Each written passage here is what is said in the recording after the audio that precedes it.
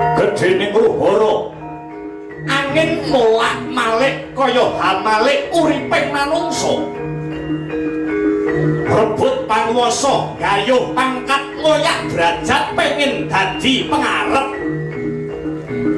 pakartine nyeleneh mung anehe padha laku lamis ora padha jaba jerone ora gathuk pangucap lan tumindake sanggon-nggon isine mung golek bala nyebar pawarta kang ora nyata sadalang-dalang kebak gambar kang pinajang jangkep sagenderane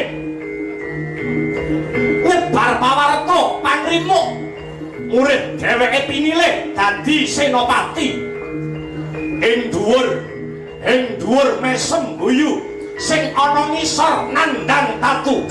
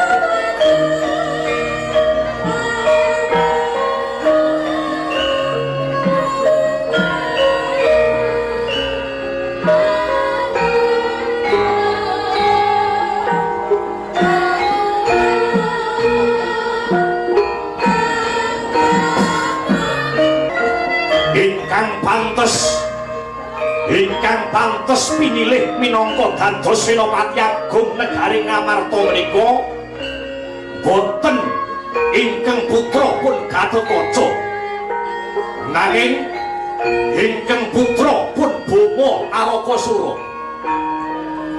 Lah kok malah si Gatotkaca ingkang dipun pilih kajumenengaken dados Senopati Agung niku nalaripun kados pundi? Kamangka putra Dwarawati langkung sekti timbang anak Arimbi. Kula Boma Narakasura si Gatotkaca anggone kawisuda jumeneng Senopati Agung kang mapan ana ing negara Ngamarta mau wis antuk idi palilah saka para pepundhen kang sarta wis antuk idi panilah saka para pinisepuh lan uga sinengkuyung kelawan saking bebrayan agung. Kabeh para kawula wis padha sarujuk mbok menawa si Gatotkaca kang kadadekake Senopati Agung Nger Boma Narakasura boten idem Kanjeng Rama.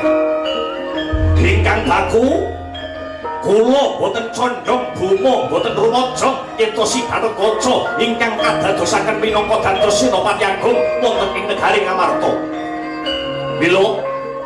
Mila sawanipun ingkang putra kula pun Prabu Boma Narakasura wonten jengantika Kanjeng Rama Bathara Kresna ing negari Dwarawati ingkang putra namung badhe nyuwun senjata pitulungan.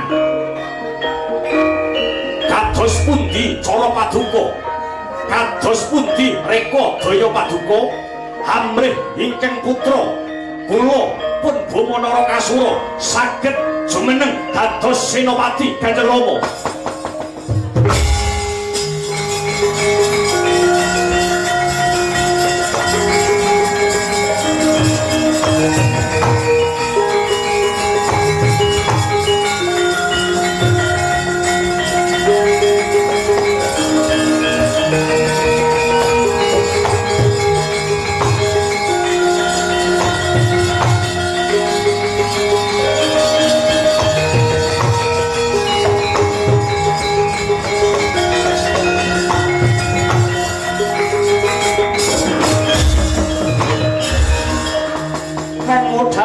Sariwat Urwati rawat wawati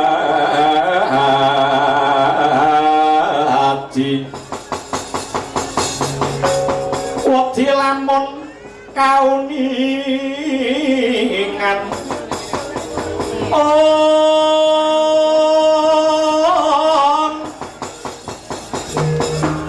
mring sang hambek ngomati tanwandi pinarti ploko kacorengan kang hambek cuti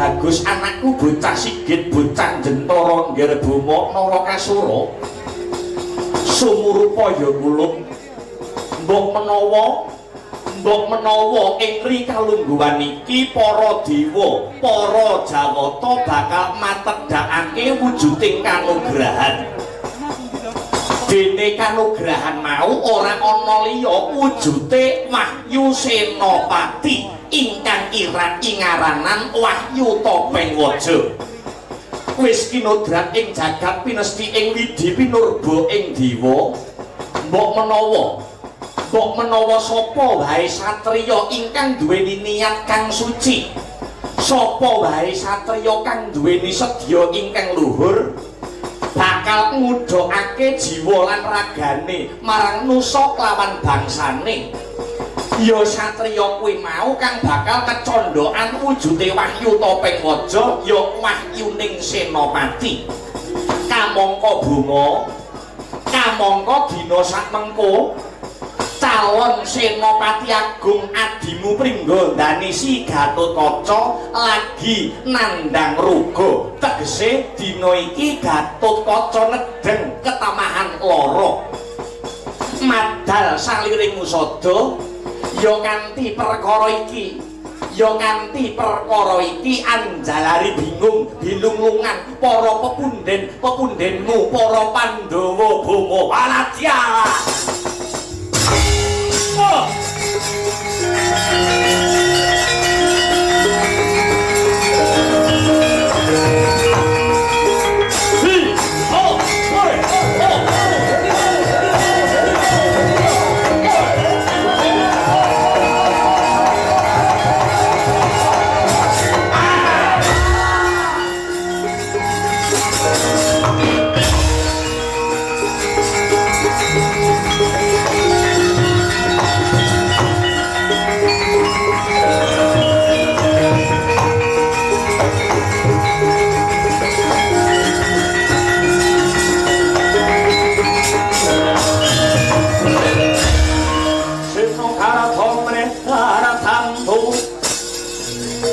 Sambuning upama piti tetep hati pangubaning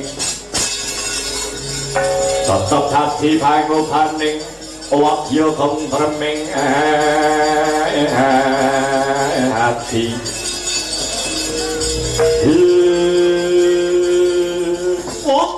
lah dados sakmangke Gatotkaca nedhen nandhang raga diraji pancen kaya mangkono nggih Buma Waladyalah. Tegesipun menika sampun dados sasmitaning Gusti mbok menawi alam menika mboten condong karo si Gatotkaca. Sampun cetha ngigla ingkang tanpa warana bilih Gatotkaca mboten kedrajatan jumeneng dados Senopati. Tumrap wontenipun kanugrahanipun para dewa ingkang sinebat Wahyu Senopati ya Wahyu Topeng Waja. Badhe kula pasrahaken dumateng Kanjeng Rama Dewaji. Kados pundi ego pratika paduka Kanjeng Rama Sri Bathara Kresna supados ingkang putra kula pun Boma Narakasura ingkang saged hanggaya Wahyu Topeng Waja kala wau. Satemah kula saged dados Senopati Agung mapan wonten ing nagari Ngamarta sanes si Gatotkaca. Wonten paribasan anak polah bapa kudu kepradah menawi mboten jengandika pinangkani ingkang dados panyuwun kang sarta pamurtah kula negara panjenengan negari Dwarawati mriki badhe kula biyuki batang sayuta.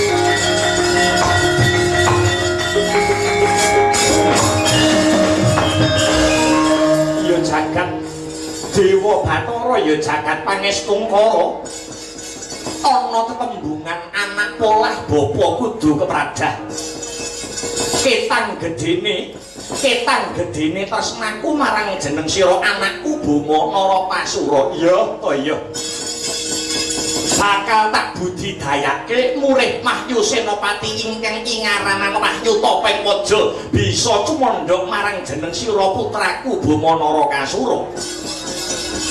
Ratu Dwarawati Prabu Sri Bathara Kresna dina iki bakal munggah marang Kahyangan Suralaya. Bakal munggah mring Kahyangan Suralaya anyat dangkang sarta anyat dong tumruning Wahyu Senopati. Muga-muga barengi sintrang samirana apa kang dadi sedyane anakku anggone duweni gegayuhan kepengin dadi Senopati bisa wae kasembadan ya kula anakku bocah bagus Boma Narakasura.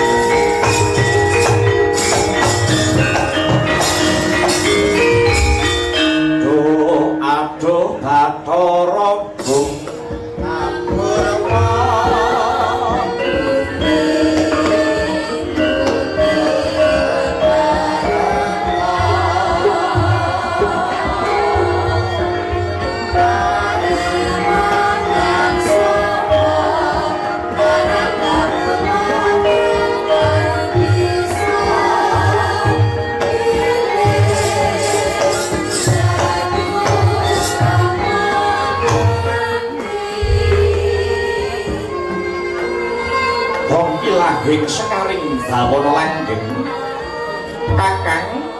kakang guna Resi Narada kakang kalau bisa banteng mareng kawula wonten punapi Adi Guru kakang pramila jengandika kakang Resi Narada kula piji mangayun awit nedya kula kanthi papan pirembakan ingkang magepokan kaliyan kahanan ing kahyangan Jonggring Sailaka ing prikalenggahan sakmangke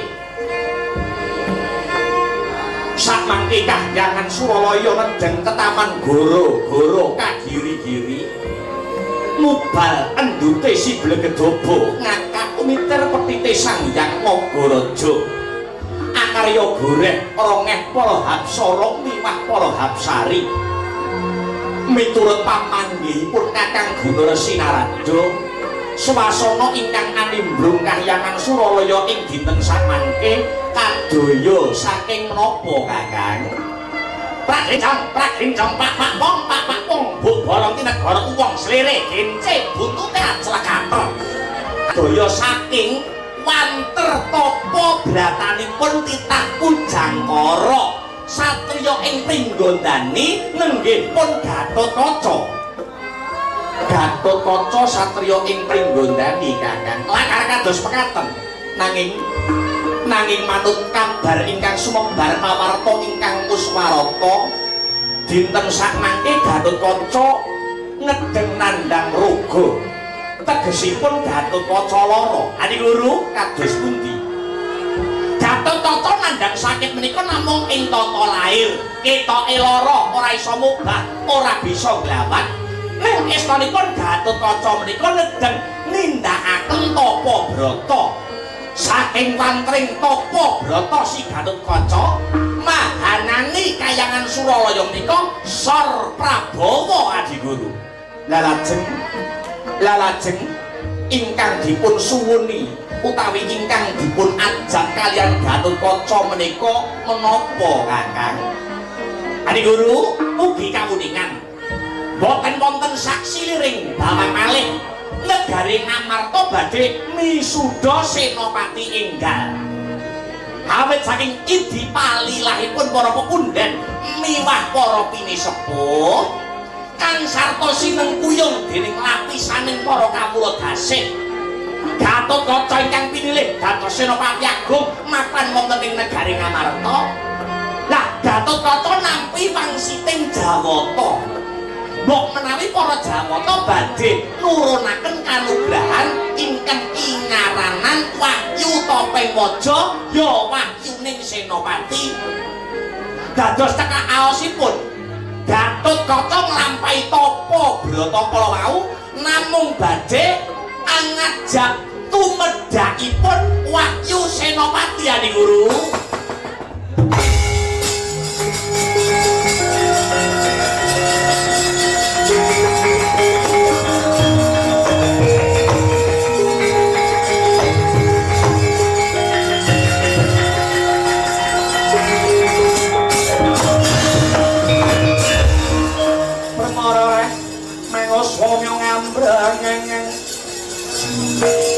Kadhi karunaning kaswasih ring marga Atmalabung Ari sang kanda astrat maca lengleng lalu mangladi Surya mangrangsang kaya Surya mangrangsang wahaya Bumyo samara mayanto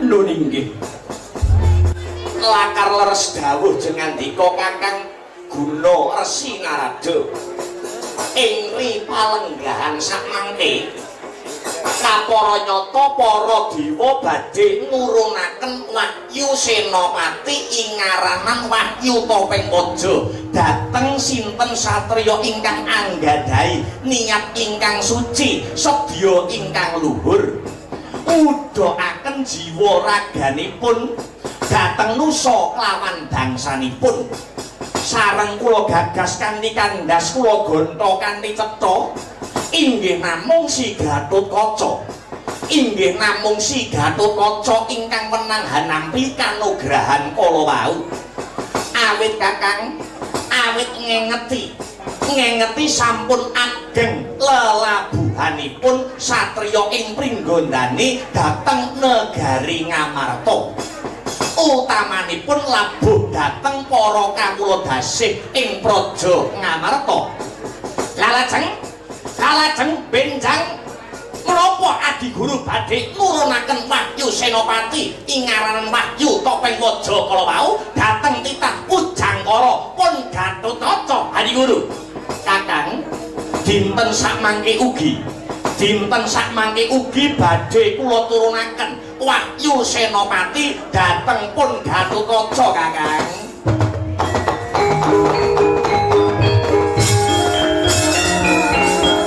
dewa Sukata sureng bukan arum-arum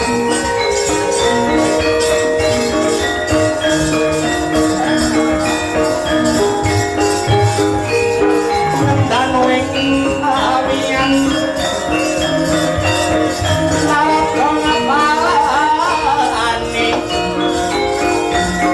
kalau ngapalani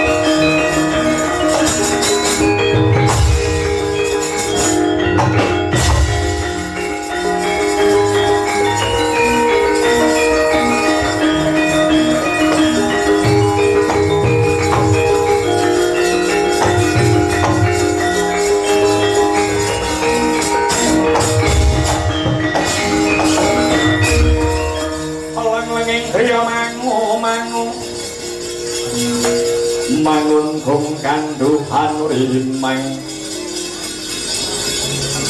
ulir-lino tanpa kanin ulir-lino tanpa kanin yen tamtulusa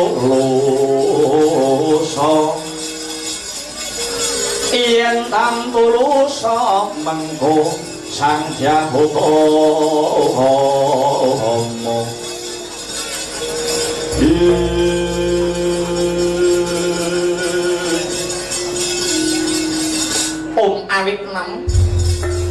Om awit nam hastu nama sidang sidi sekaring buwana langgeng ulun waspadakake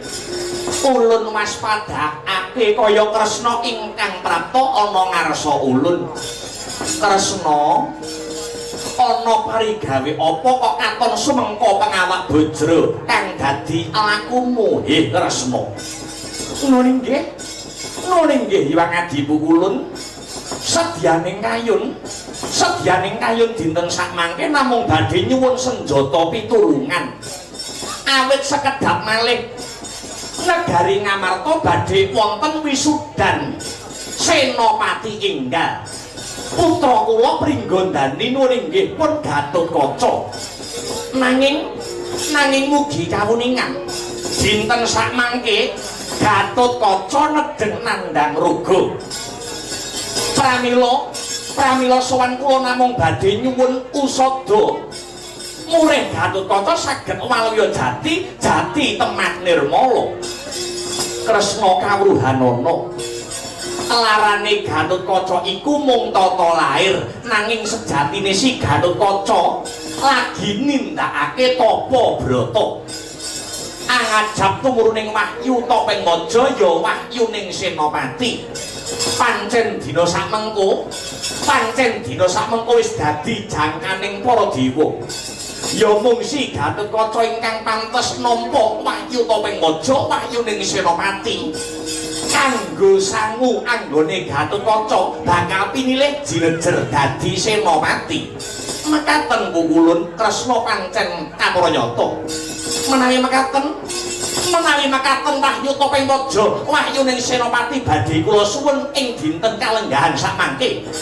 Tumunten badhe kula wulungaken dhateng putra kula pringgondane si Gatotkaca. Awit selak mesakaken penggalihipun para pepundhen miwah para pinisepuh ingkang nginten mbok menawi Gatotkaca estu nandhang raga. Iya Nggara Kresna, kita nyuwun tumuruning wahyu Topeng Maja wahyuning Senopati. Pancen ora luput, pancen ora kleru. Wektu dina iki wahyu Topeng Maja ya wahyuning Senopati pranyata tumandha ana ing kahyangan Suralaya kene.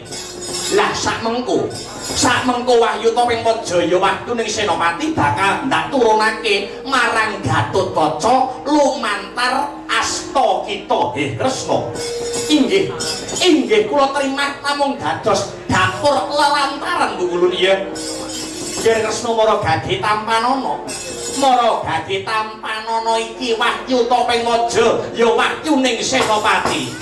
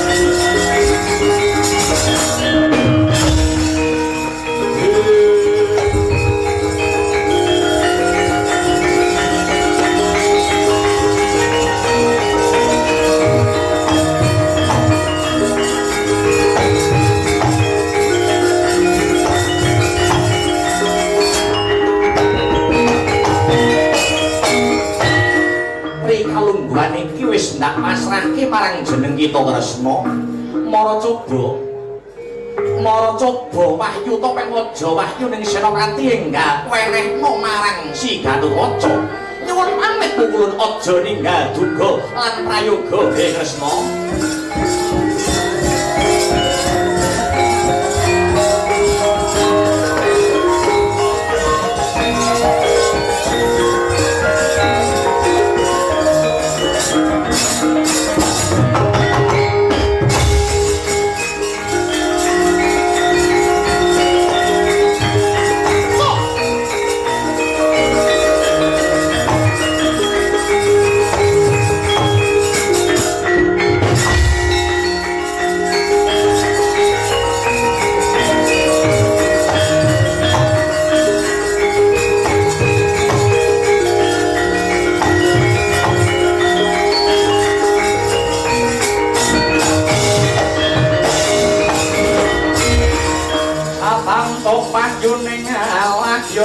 Nilah mangulah ilmu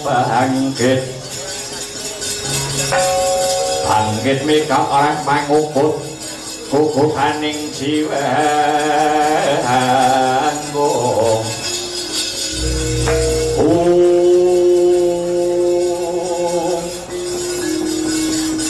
Simbah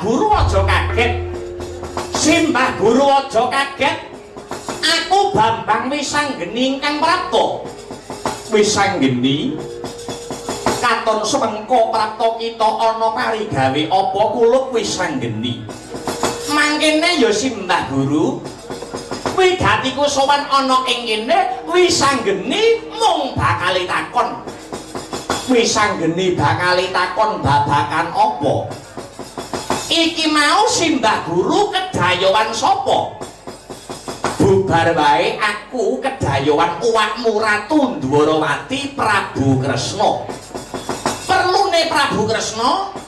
perlune Prabu Kresna ya kuwi njaluk tumruning wahyu topeng Majaya wahyu ning Senopati wis anggeni kanggo sapa kanggo kakang kita Gatotkaca ing negara Pringgondani wah la iki ya Simbah weneke tenan wahyune iki mau ya ndak pulungke wis anggeni weh lah kujurane wahyu dipadakne karo barang diwulang-ulungke sakarepe dhewe walah Mbah Guru ing atase panjenengan iki pimpinane para dewa ning kok grusa-grusuk iki kepiye to iki janjane ning kene iki jane ya dewane ya akeh ning kok wis ora awas kang dadi panggraitane ing atase Simbah Guru Simbah Narada lan dewa-dewa liyane do ora tanggap apa wigatine Siwa Kresna anggone njaluk wahyu Senopati iki mau apa Simbah Guru ora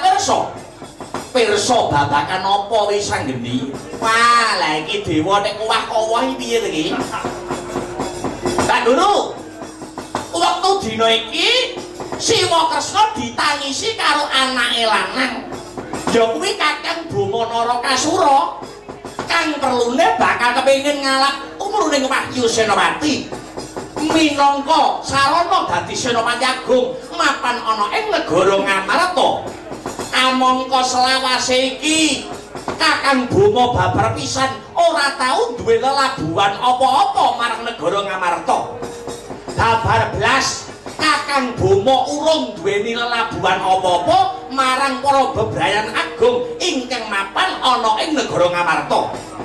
Cekak cukupe dewa sakayangan ning kene mau gur diapusi karo Ratu Dwarawati.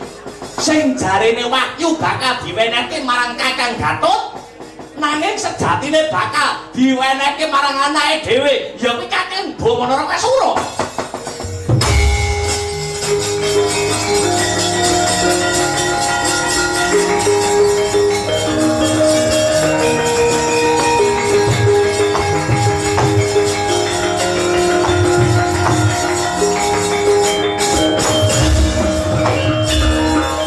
Dewa Bathara ya jagat Pramodita Kakang Narada menika kados pundi Kakang ladalak salah dibungkusi mripate dewa padha melek ning diapusi diapusi karo Ratu Dwarawati diapusi karo Ratu Dwarawati sing jenenge Kresna wis ning kene aku ora arep nyalahke karo sapa-sapa jan kabeh mau salahe para dewa lah banjur murih prayogane kepriye wis anggeni tekaku mrene iki mau dikongkon karo Kyai Semar krana manut gawe Kyai Semar larane Kakang Gatot tambane ana kayangan kene sajake Kyai Semar wis tanggap ing sasmita kalamun Kakangmu Gatotkaca sejatine amung anyadang kang sarta nyadong turuning kanugrahan nanging malah kanugrahan mau direbut kelawan Ratu Dwarawati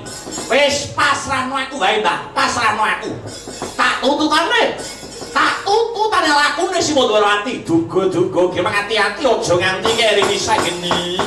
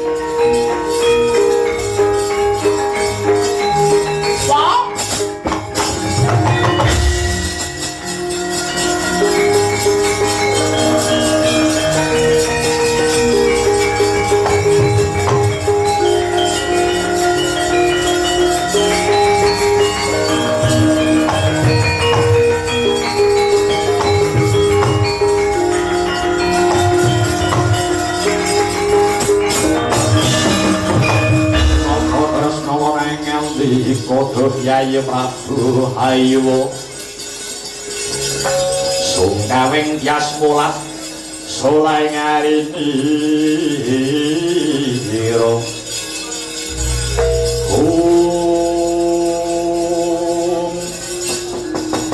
iki lamun ora sisip kang dadi panduluku anakku bocah bagus kang ngendhek lakunipun wa ing Dwarawati aja kaget ya wa wis anggeni kang ngendhek marang lakumu awit wektu iki aku duwe perlu sithik karo Siwa Kresna perlu apa nggere wis anggeni enggal matura pangsulana kanthi jujur ya wa iki mau Wa Kresna bubar saka ngendi lan arep menyang ngendi wis anggeni pun wa iki mau saka Dwarawati bakal tumuju ana kasatriyan Pringgondani saperlu niliki kakangmu Gatotkaca kang lagi nandang lara alah ngapusi ndak percaya aku saka Dwarawati apa saka Kayangan saka Dwarawati nggih Dwarawati apa Kayangan saka Dwarawati wis anggeni yen si wong Dwarawati ora jujur yen si wong Dwarawati ora bloko iki kok kelakon ana ratu ora kajen lho wa aja dikira wis anggere bocah wingi sore ora wani yen Siwa mapan ana bebener ya tak ajeni ning madyanto Siwa Kresna iki ratu ana ing Gara Dwarawati titi sing Bathara Wisnu nek tumindake luput aku bocah nom sing wajib ngilingke atonyo raimu piye osik to osik kok uju-uju kok tunya-tunyo kok kowe nutuh kowe ngarani karo awakmu Dwarawati iki ketemu pirang perkara aku luwih dhisik saka Kayangan to ki mau nyau ora ayo iya pranyata pancen bener saka Kayangan Dwarawati nyang Kayangan lagi iki mengko bakale menyang Pringgondani ya ngono ya entuk saiki ngene pitakonku sak banjure Siwa Kresna sopan ana Kayangan njaluk karo pukulun Bathara Guru apa wa Siwa Kresna iki mau nggawa apa aku ora nggawa apa-apa iki wis anggeni lha njur Wahyu Senopati iki kok anggap apa ayo Wahyu Senopati mbok anggap apa aja kriyak-kriyip jane Kresna dina iki lagi mlingerke blate apa piye ayo kok wenehke apa ora Wahyune kok wenehke apa ora wa kene tak jaluk Wahyu Topeng Maja manut dawuhing para dewa dadi jodhone Kakang Gatotkaca wahyune gawareng kene wa wis anggene piye Wahyu Topeng Maja wahyu ning Senopati bakal tak gondeli wah lara kena ginawe becik aja atos tangkem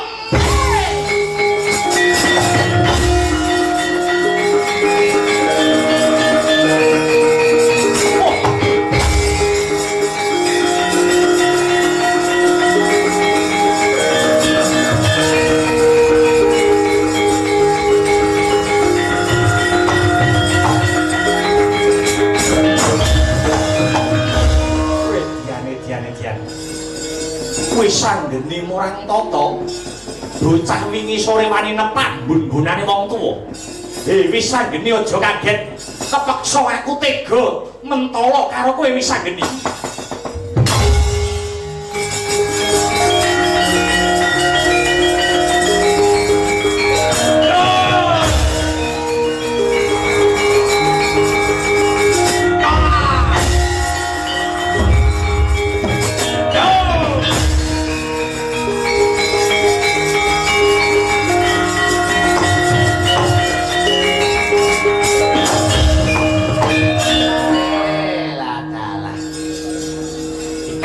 api-api lah kok malah adol sulapan wong iki. Rumangsane yen dadi gedhe ngono kuwi aku gumun apa piye? Kasekten dinggo aji mumpung. Lagi iso sak jurus wis mecahi bata turun dalan lho. Rumangsane sing iso dadi gedhe apa kowe tok? pancen hawane bar udan iki nyolot gedhi ngono lho. Ayo, sing iso dadi gedhi ora mung tresno sawangan wisan geni, iso dadi gedhe kaya kowe wae.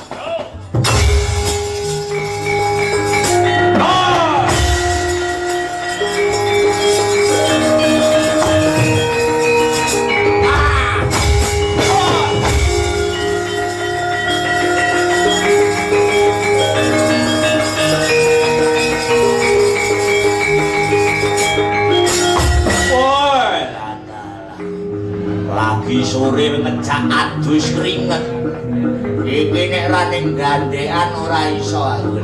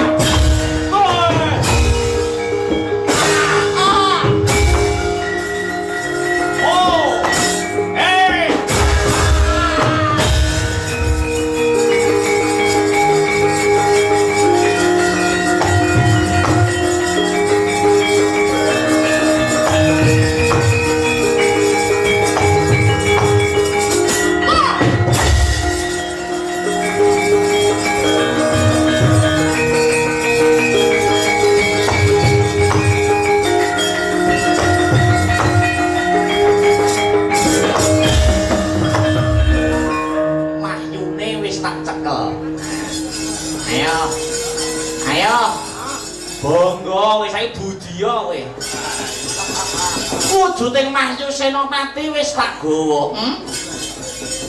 Aku ngerti Wahyu iki bakal kok weneke anakmu Kakang Boma, ya ora?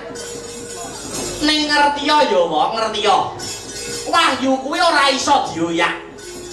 Wahyu kuwi ora iso dioyak, ning Wahyu kuwi sipate mara dhewe, marani dhewe.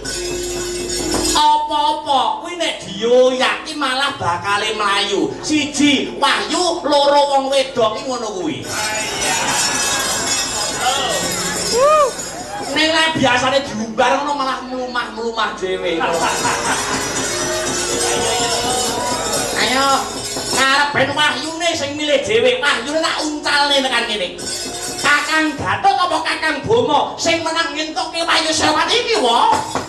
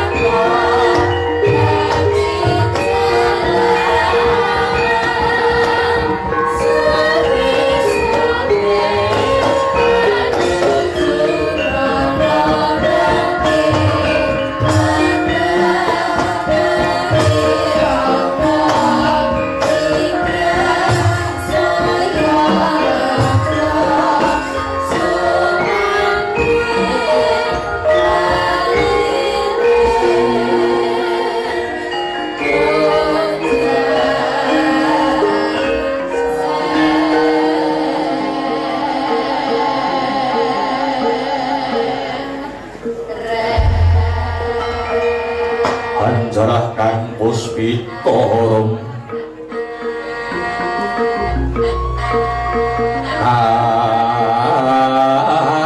asiring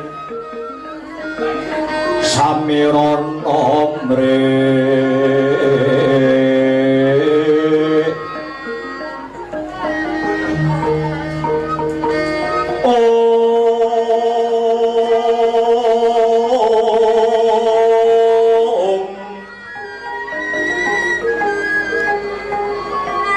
sekar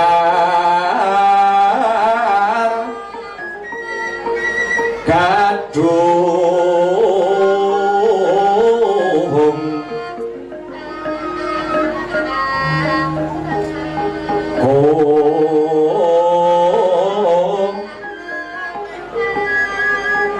ngas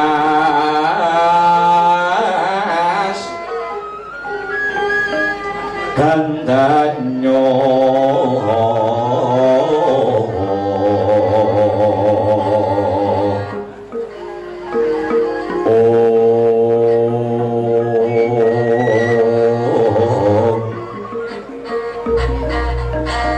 maweh raras maning driya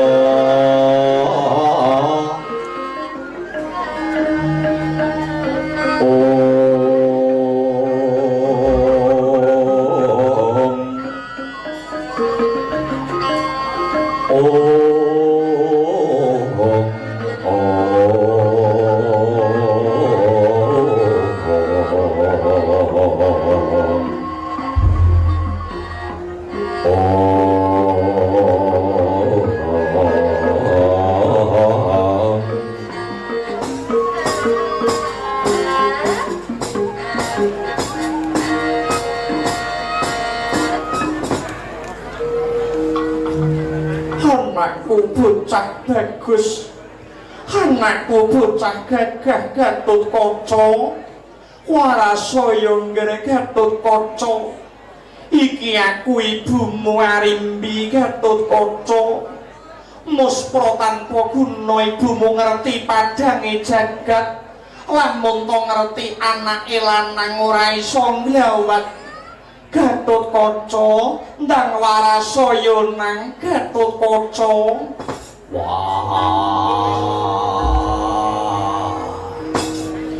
Arimbi ora susah nangis wae. Kamangka ya ora kurang-kurang anggonku golek tombo kanggo warase anakmu Gatot. Nyatane nganti tekan seprene durung mari. Mula tak jaluk Arimbi sabaro, Arimbi sareo, aja nangis wae. Tak sawang praupane Gatot kaya ora nandang lara, nanging nyatane kok babar pisan ora bisa nglawat. Warasaya nggih, warasa kulub anakku bocah bagus, anakku bocah sigit Gatotkaca. Kakang Mbok Arimbi, kula suwun ampun ngantos hanglangut nemoni kahanan menika. Sumangga langkung prayogi ndedonga marang Gusti ingkang Maha Agung, murih ingkang putra Gatotkaca enggal waluya jati temah nirmala. Tobat. Kang, iki lho. Ndaramu bosmu mringgondani nandang lara. Lagi yen ngarani cara basane nggone awake dhewe lagi gering. Heeh. Mboten maido kok, Den, mboten maido.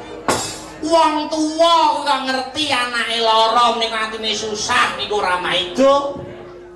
Mila tresnane wong tuwa dhateng anak niku ora winates. Pancen bener ngendikane para pinter rumiyin, para sarjana ingkang sujaning budi.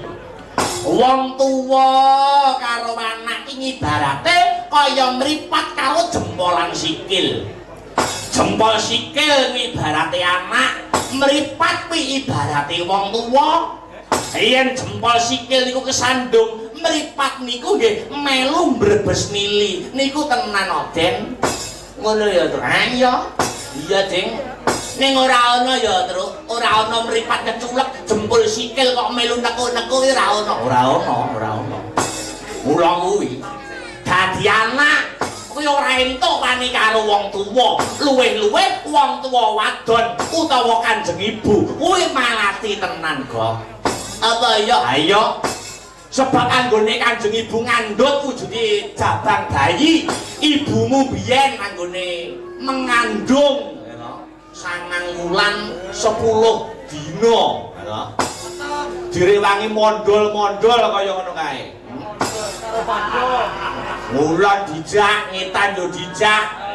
Apa meneh nek pas babaran, wah, tenan kok nganti ora pepak sambung tuwe. Totoane nyawa. Blok iki wis kena kanggo patokan. Saking abote wong bayi, ahli sufi mengatakan wong bayi pisan kuwi ganjarane padha karo lunga kaji ping 3.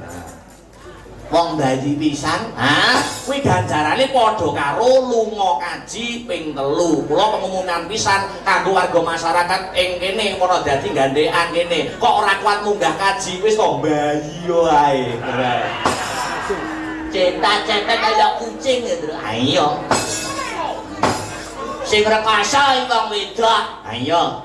Pas zaman melahirkan, gitu. Kuwi sing rekoso wong wedok. Nek pas ngandhut wujude jabang bayi. Heeh, wong lanang iki penak. Wong lanang penak. Kari celingkrak-celingkrik. Ayo. Mulih kerja sing dadi guru kari muni Dik, Njuk. Sing dadi seniman mulih tanggapan awake lumrah wae lesu ngono iki. Terus karo romansane karo dastre dicincingne, dastre bojone cincingne Dik, Njuk. Ngono kuwi. Kuwi wong lanang kari celingkrak-celingkrik. Nek ora ya ta ora ngrasake kaya apa rekasane wong meteng, rekasane wong bayi. Ayo, Kakang Mbok. Yayi Janaka piye? Prayogi kula aturi nadar kemawon sinten ngertos kanthi nadar menika badhe andayani waluyanipun ingkang putra pun Gatotkaca. Anakku bocah bagus warasaya nang Gatotkaca. Mengko yen kowe kelakon waras bakal tak gandeng tanganmu tak ajak sowan ana ing pertapan Saptawarga bebarengan eyangmu Wiyasa. Ngunjukake rasa syukur marang ngarasaning Gusti Kang Maha Agung. Saya nambahi asreping swasana Kakang Mas Werkudara. Jlamprong ana apa? Monggo kula aturi nadar Kakang Mas Janaka. Kula wonten dawuh aja dadi atimu. Sajeke urip Werkudara ora nate nadar. Alah pajune medhit, Tru. Apa pajune medhit? Medhit piye lho? Ndare Werkudara nadare nek ora gelem ketarane ora gelem kelangan dandane. Aja ngono.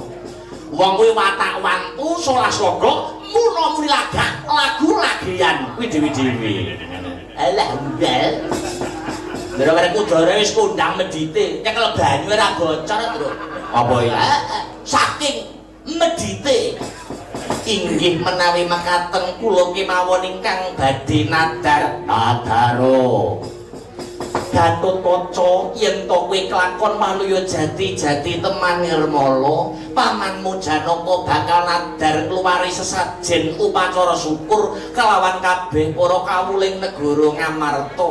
Gatotkaca warasaya nggir. Punapa dipun keparengaken Petruk ugi nadar, Den. Ya Petruk nadaro. Ndara Gatut enggal waras nggih, Den. Menawi Ndara Gatut waras, menawi Ndara Gatut sehat, badhe kula tanggapaken wayang 7 dina 7 bengi.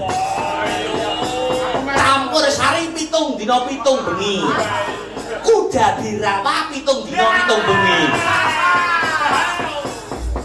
Menapa dipun keparengaken kula nggih nadar to.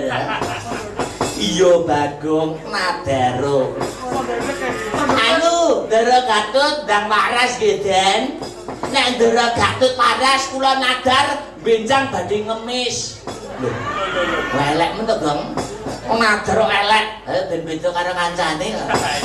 Sing penting beda. Ayo. Janaka, kula wonten jawuh Kakang Mas. Yo, yen pancen kaya mangkono aku bakal melu nadar. Werkudara nadar. Yen Gatotkaca waras, aku bakal ngampleng ndase Bagong. Tangkis no. Nadar elek, tak tangkis. Mung rumangsa kuwi mau njara karo Ndara Werkudara wae. Anakku ngerek Gatotkaca jembebido ngatining ibumu ya kulup. Ndang warasa Gatotkaca reka daya lan pambudidaya kantun setunggal nyuwun inggih nenggo dhateng maraptanipun anak kula Indrasila genipun Wisanggeni ingkang samangke kula utus supados nayenaken sakitipun Gatotkaca dhateng Kakang Semar Badranaya. Kakang Mas Werkudara lan Kakang Mbok Arimbi mugi-mugi lelakon menika ing mangke sageta enggal antuk suluh sulak wadang Kakang Mas. Lagi colawan sabda Orekang sumewa kekering pasewakan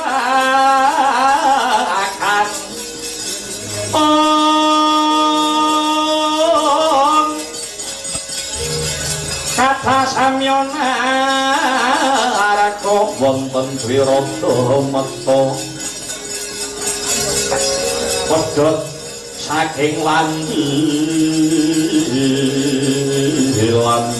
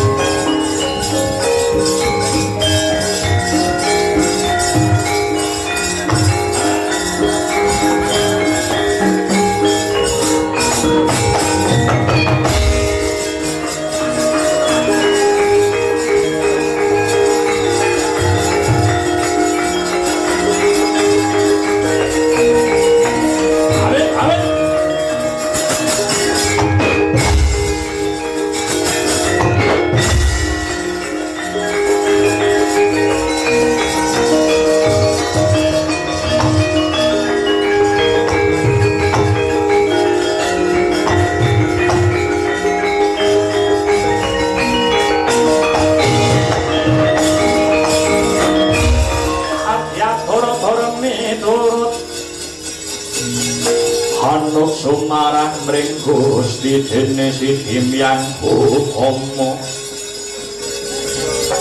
panindak ing praja Adilreja dadi bandara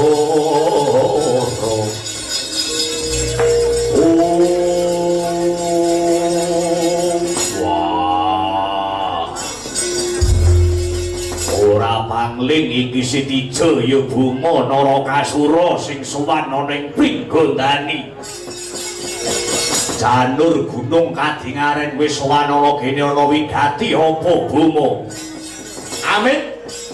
amit pasang Kalimantabit wis orang kula sinabete ngilo duduni dumawang tawang tuwang Paman Werkudara lan Bibi Harimbi nyuwun sewu sampun kagiyan jroning penggalih mbok bilih suwanipun Bumi Pringgondani menika kula kepengin tilik adi kula ing Pringgondani pun Gatotkaca manut dawuhipun Kanjeng Rama Prabu Sri Bathara Kresna ingkang rayi Gatotkaca sakmangke nandhang raga dereng antuk sawijining usada sareng kula tak yenaken wonten mriki tino menika jebul kabar menika kabar ingkang leres lah kok Gatotkaca dereng antuk usada Buma pancen bener kamangka setitik wanci maneh Gatotkaca bakal kawisuda dadi senopati. Lah kok malah nemahi loro. Yayi Gatotkaca enggal warasaya di. Iki aku kakangmu Bumanara Kasura ing Trajutrisna kang wis sowan ana pringgondane kene. Yayi Gatotkaca warasaya di. Jare calon senopati lara iki piye? Ayo Bangi. Ayo enggal waras. Yen kepengin dadi senopati, sing kepengin dadi senopati ora ngemongake si Gatotkaca dhewe. Nanging pun Kakang Trajutrisna sejatine uga milik kalungguhan senopati negara Ngamarta. Yen siadi lara, apa pun Kakang bae sing jumeneng dadi senopati Gatotkaca.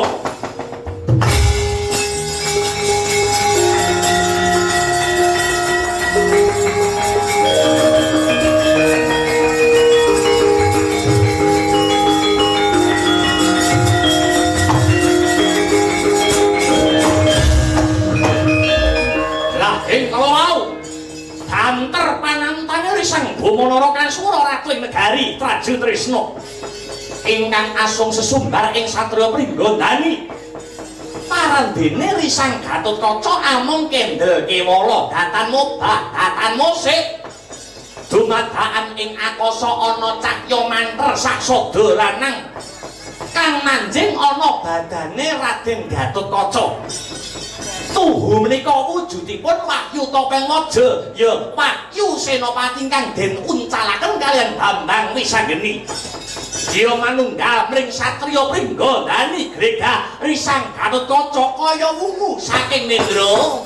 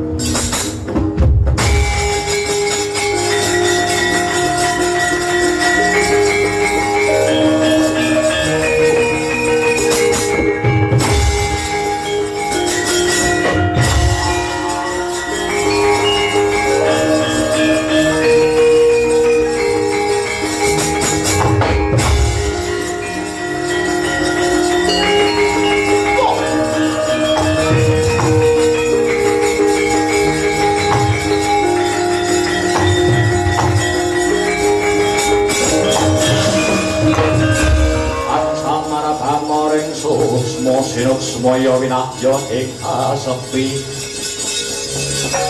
sinimpeng pelenging kalebu pambukaning warana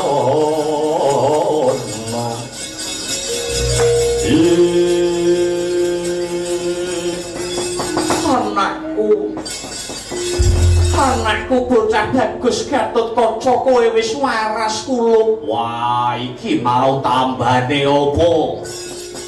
Kowe kok wis waras li Gatot. Waduh Kanjeng Rama lan Kanjeng Ibu, sejatosipun kula menika mboten sakit nanging muhung nindakaken tapa brata ngajab tumuruning Wahyu Senopati minangka gegebengan anggen kula badhe kajumenengaken dados senopati lan mugi kawuningan niki wau wonten cahya mantra saksada lanang Wahyu Senopati sampun manunggal wonten badan kula Deh Rama Kyai. Wah, syukur bagi sewu. Lah banjur sapa iki mau sing dadi lantaran tumruning kanugrahan pun Kakang Indrawati kang dadi lantaran Yayi?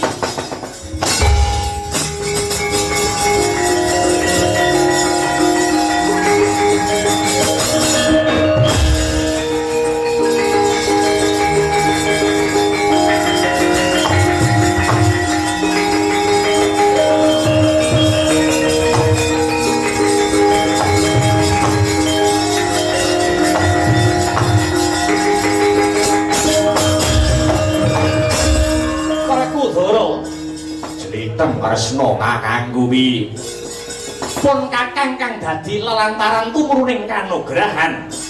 Wah, ngaturake panuwun kang tanpa bama.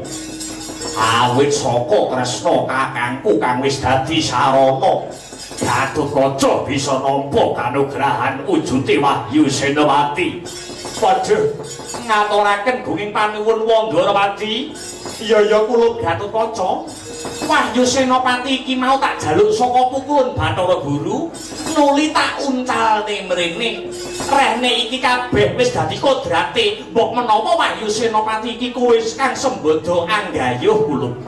Dadi cekak cukupe pun Kakang Darawati kang dadi lantaran tumruning Wahyu Senopati Wrekodara. Aja percaya.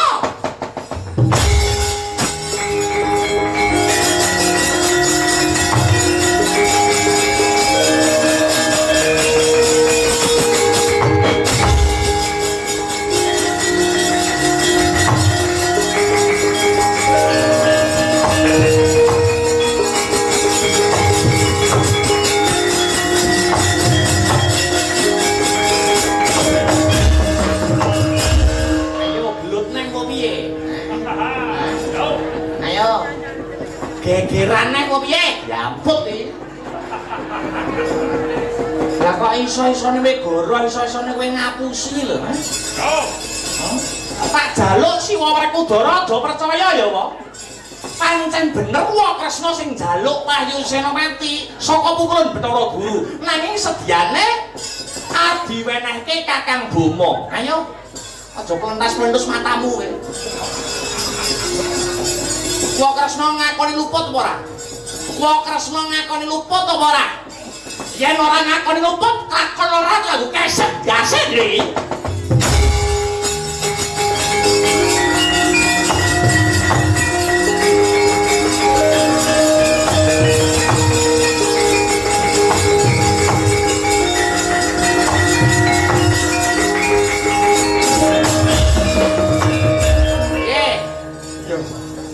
Ya wis anggeni. Aku ngakoni luput, aku ngakoni kleru Wrekodara. Liteng Kresna kakangku piye? Aku njaluk pangapura Yudi. Pun kakang wis goroh. Wah Wrekodara, wis anggeni piye? Iki mau Wahyu Senopati tak uncalne mergo aku rebutan karo Siwa Kresna. Manjing ana badane Kakang Gatut. Karena manut dawing para dewa sing menang nampa Purnama Wahyu ya mung Kakang Darawatsa. Saiki aku bakal takon karo Siwa Kresna. Sebabe apa kok kuwi ndake Siwa Kresna nganti kaya mangkono? Wis anggeni. Kabeh iki bisa dumadi krana aku tinangisan anakku Boma kang uga kepengin dadi Senopati Agung mapan ana ing negara Ngamarta. Oh, Kakang Boma ya pengen dadi Senopati. Iya wis anggeni. Aku kepengin ngatonake labuh dharmaku marang anak ana tetembungan anak polah bapa keprajah. Ya ora apa-apa. Ning aja nganti ngrebut sing dudu hake.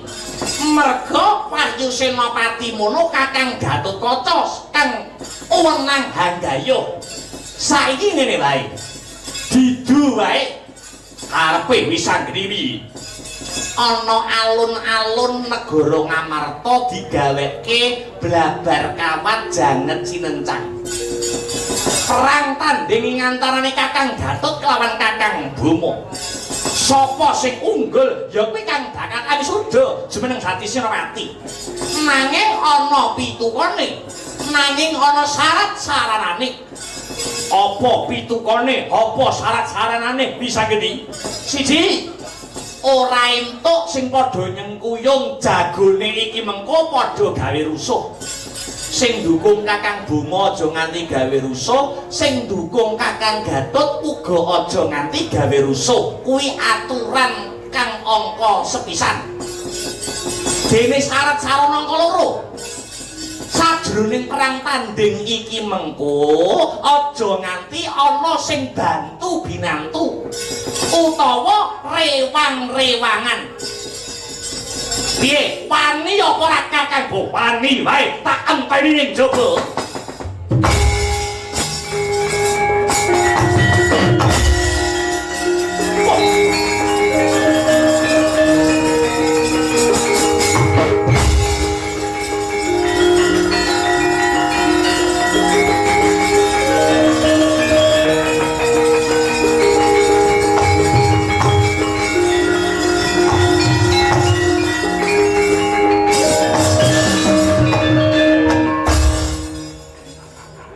nambah-nambahi gawean kowe.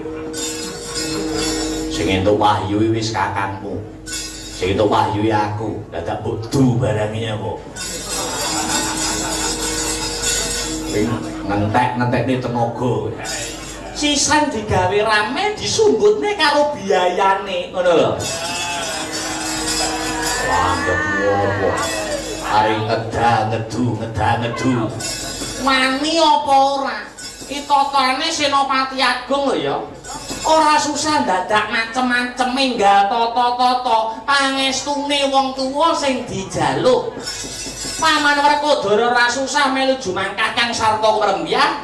Kabeh iki mengkono blabar kawajangan cenencang sing ngatur Wisanggeni. Yo aku panut karo kowe Wisanggeni.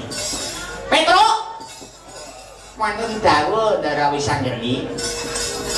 Kowe bantu aku ya. Wah, bantu napa niki? Iki mengko yen ana sing gawe rerusuh utawa ana sing ewang-ewangan kandhake aku, laporne aku. Oh, panitia niki. Iya. Halo, dalu digawe kaos. Nek gegere tulisi treu, treu. Urung-urung kerja kok wis dalu kaos. Nggih, ngestaken dawuh Ndara Wisanggeni. Tak kira wis samapta ing gati sawegoing diri. Paman Werkodara Wisanggeni piye? Sapa wae sing nglanggar aturan tegese ora duweni niat kang suci lan sedya kang luhur anggere dadi Senopati. Muga-muga sapa wae iki mengko kang kajumenengake minangka dadi Senopati bisa amimbuhi katentremaning negara Ngamarta kandhanya Sekar Datu.